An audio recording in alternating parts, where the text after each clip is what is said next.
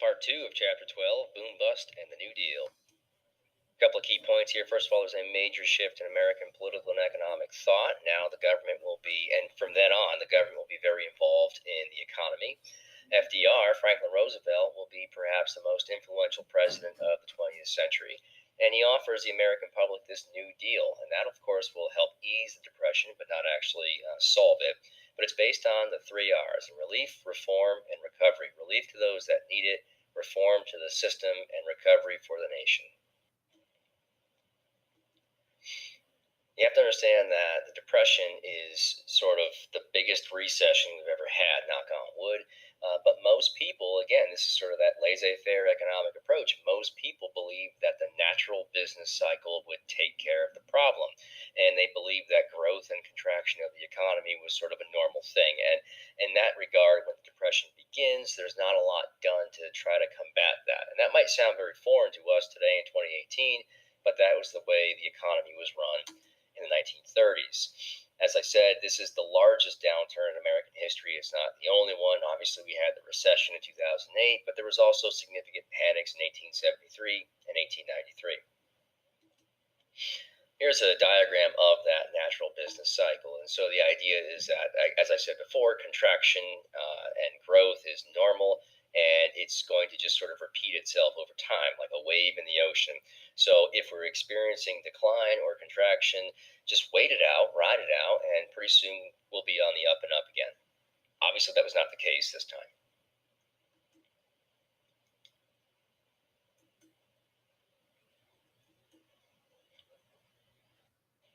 One of the primary causes of the Great Depression, or any recession for that matter, is speculation. In fact, over-speculation. And people in the 1920s were gambling a bit with the stock market. It was a bull market, as in it was continually growing. And so people began to invest a lot of money into the stock market, hoping to turn a quick profit. Obviously, on Black Tuesday, October 29th, 1929, when the crash happened, it was not a good day for many of those folks who had invested a lot of money, and this sort of sets in motion or exposes the real problem that had caused the Great Depression. Another concern was in 1930, following the Depression's beginning, the Hawley-Smoot tariff was passed, and what that did was actually make matters worse. A tariff is a tax on imported goods, but what it did was it raised prices so high that consumers couldn't afford to buy anything, and we're going to see unemployment really starting to kick up by 1930 anyhow, so people have less money, and now the goods they want to buy cost more, so spending decreases, and therefore businesses begin to close, and we have this sort of economic shutdown that we consider the Great Depression. All right, another cause of the Great Depression is the uneven distribution of income, and as you can see, very few Americans actually earned at least 1/3 of the nation's income. And on this chart, you can see that most Americans earn less than $2,000. And so how do they have access to these consumer goods that were all the rage, like vacuum cleaners and refrigerators? Well, they used credit. They used a layaway style form of credit so they could put a small amount of money down and then pay it off over time. It was called installment buying. Americans still do this today when they want to have access to goods or experiences. They often pull out that credit card, don't they? Here's a chart from 2011 showing the distribution of wealth then, and still you can see that the very few Americans control the majority, or at least 43% of the nation's wealth.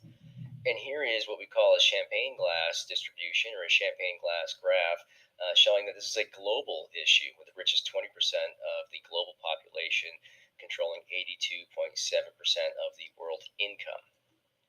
Finally, here, one last from 2000, you can see that the United States has roughly 1/4 of the wealth. It's followed by Japan and China. I would imagine in the last 18 years that's changed a little bit, but still I would guess the United States is either leading that or near that. Now, people also use credit to buy stock, and the phrase was buying stock on margin, as in you put a margin of that stock value down, usually 10%, and you borrow the rest. And the idea is that it's going up in value, so it's a safe bet. Similarly, people put down the going rate, or the goal on a home today is to put down 20%, And prior to the housing market crash in 2007, people were borrowing a tremendous amount of money to buy very expensive houses. And sometimes they even were able to forego putting any money down. Now, the thing is that whatever you borrow, you owe, and that is regardless of the value of what you buy. So if you buy a stock that's worth $100 and you put down $10 and you borrow $90, well, you still owe $90, even if that stock is no longer worth $100 and instead is only worth $50.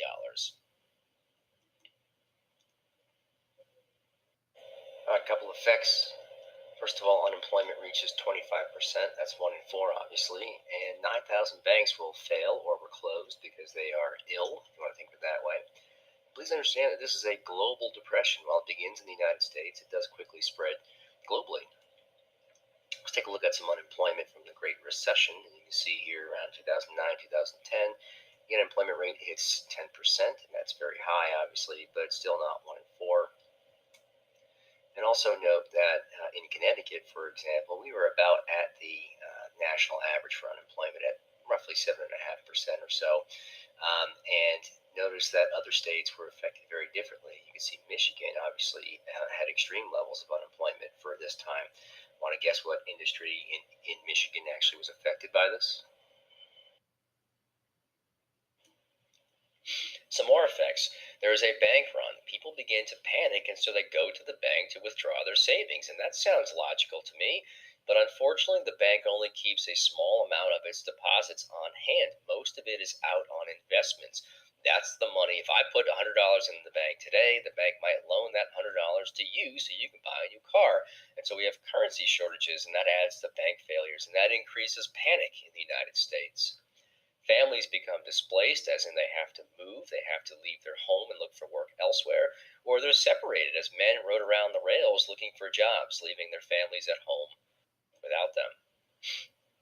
Now, there's a dust bowl that affects agricultural folks in the Oklahoma, Texas, Kansas region in the 1930s. Unfortunately, there is a significant drought, and so their crops kind of dry up the dust. And many of these Okies, if they're from Oklahoma, did head west along Route 66, which now is a national landmark, but then was a common path for people looking for jobs in California, typically agricultural jobs. They settled in those Hoovervilles we talked about last in the first half of this chapter, that is. And there's the Dust Bowl briefly. Some of the iconic photos come out of this agricultural experience, like this scene here. Can you hip this?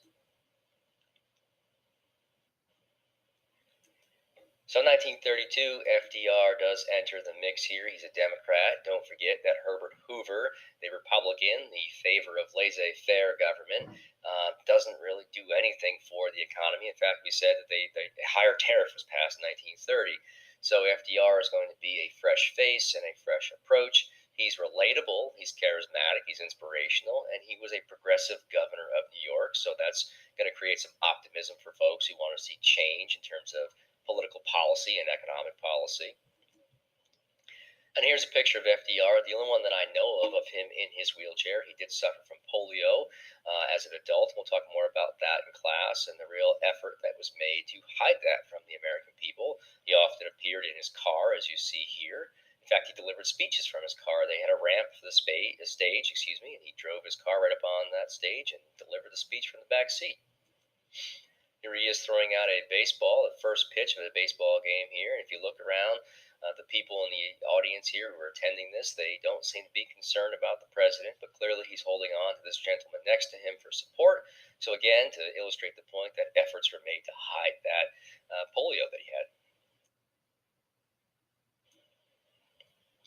Another thing happened right before the election, and that was that World War I veterans were promised a bonus back in 1924, and they marched on Washington to demand this bonus. Unfortunately for them, tear gas was used on them. I know a small child died in this, and that only decreased the popularity of Herbert Hoover even more, again propelling FDR into the presidency.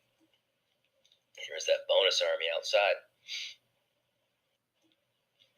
So FDR wins, and he knew that the people wanted him to do something, and what he does is huge. He does say that the only thing we have to fear is fear itself, and he promises Americans this New Deal. And this is a sweeping legislative package, something that today we probably consider a stimulus package. It's based on the principle of deficit spending, and deficit spending means that the government, instead of taxing, will borrow money to fund government programs. And the idea is to prime the pump or stimulate the economy. And we refer to it as Keynesian economics, and it's named for this man, the bottom right, John M. Keynes. So it's laissez-faire economic policy being replaced by a new approach of deficit spending. Now, Roosevelt was certainly an intelligent man, but he was not an economist. And one of the things that he did, and this is the mark of good leadership, he found people who were good at what he needed, and he surrounded himself with them. And he called it the brain trust, but these are economists and economic professionals that he brought on staff to help him figure out what to do. And he told the people about this using the radio. And again, the radio was gaining popularity through the 1920s. By the end of the decade, there's probably one in every house. But the fireside chat is more than just a radio broadcast. It was supposed to be this experience of having the president in your home. It was very informal, and it was like he was speaking with you as opposed to reading a speech at you. One of the first things that FDR does is he closes the banks temporarily. He calls it the bank holiday, which is a very nice way to refer to it, I suppose. But the idea was that people had lost confidence in the banks, so let's close them until confidence is back. I believe it lasted 4 days. He also creates FDIC, the Federal Deposit Insurance Corporation, which then insured your deposits up to $5,000. Again, banks were failing, there was currency shortages, people were panicking, so why would you go and put your money back into the bank if that were happening? Of course you wouldn't do that. Well, FDIC then and now gives you some sort of insurance, some sort of confidence that even if the bank fails, the federal government will pay you back your money. And throughout the first 100 days of FDR's administration, Congress is fully on board with FDR, and they sort of go along with all of his proposals. Next time you're at the bank and you see this, now you're going to know what that was. You could ask the bank teller, do you know when FDIC was created? And if they don't say during the New Deal under FDR, you got them. There is a tremendous amount of New Deal programs. We don't need to know all of them. We're going to focus on 5. And the first of which is the WPA, the Works Progress Administration. And this is a public works initiative. The federal government will create jobs for people, whether it's building infrastructure. It also hired artists to paint murals, and it did a lot of things. It put on plays, actually, as a matter of fact. It did a lot of things to create jobs, using federal money to create jobs that there was no need for or no demand for prior to this because of the economic situation. The Agricultural Adjustment Act actually paid farmers to destroy crops. Think about that. The government paid farmers to plow under their fields of corn. The reason behind that was to reduce the supply of that corn and therefore increase the demand of it. You might recall that agricultural prices were declining, and farmers fought this by planting more of their crop. Obviously, that didn't help the situation. The Civilian Conservation Corps actually took young men and brought them out into the middle of the forest and had them build roads and build bridges and so forth. It actually clothed them in former or old Army uniforms left over from World War I. It housed them in Army barracks. It promised them 3 square meals a day. It paid them a good bit of money. Most of that money was actually sent home to their families, so they had a little money in their pocket, but a lot of money went home, and the family had less mouths to feed. It's my favorite New Deal program. Here's a picture of that CCC. What do you notice about those CCC workers? Anything?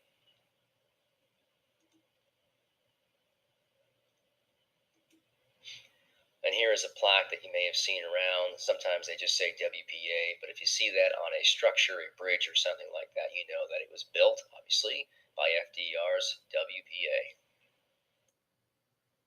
2 more programs we're going to talk about here. The TVA, the Tennessee Valley Authority. It actually dammed several rivers in the Tennessee region and used hydroelectric power to generate electricity and bring electricity to a part of the country that was without it prior to that. Also, the NRA, the National Recovery Administration, it attempted to enlist businesses to subscribe to fair codes of wages and working standards. And while it failed, you probably could have seen this, you're likely to see this on storefronts as you walk through town. And here is the sort of scope of the TVA. Social Security, like FDIC, is still around today, and originally it was a pension for the elderly. There's some questions surrounding the health of this program, as now the baby boomers are reaching retirement age. There's a large swell in the American population.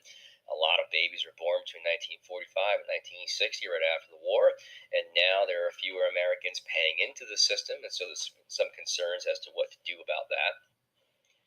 FDR is going to be reelected in 1936 in a landslide victory. You might know he is elected 4 times, the only president in U.S. history that can say that.